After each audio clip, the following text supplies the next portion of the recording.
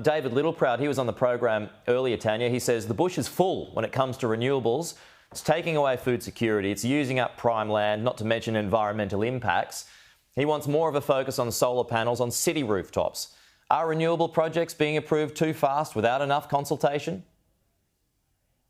It is absolute nonsense from David Littleproud, and it disadvantages farmers and regional communities.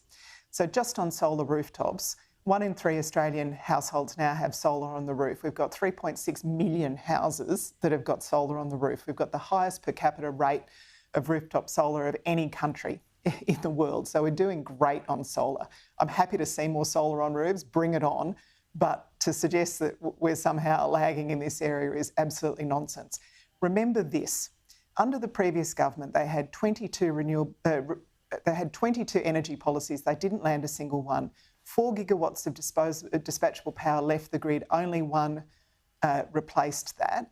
And they were told, the previous government were told, that 24 coal-fired power stations were going to close. They did nothing to prepare for that.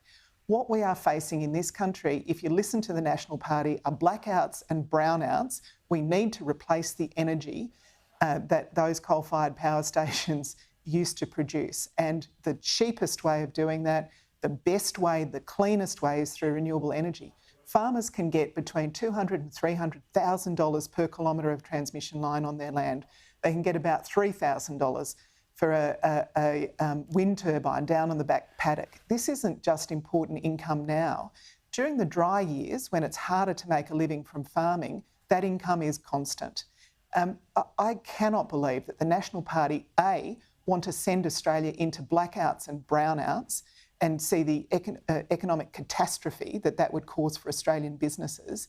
And secondly, that they're prepared to deny farmers and regional communities the income from these renewable energy projects. Now, of course, we have to do better consultation on where they go and how they're built. And that's why Chris Bowen has done so much work. The previous government just let these companies ride roughshod over local communities. We have completely changed the consultation approach so that we do include local communities in making these decisions. That's quite proper. Of course we should do that. But the idea that we can stop the energy transition after we were left with this incredible energy deficit by the previous government is so irresponsible. It is so irresponsible.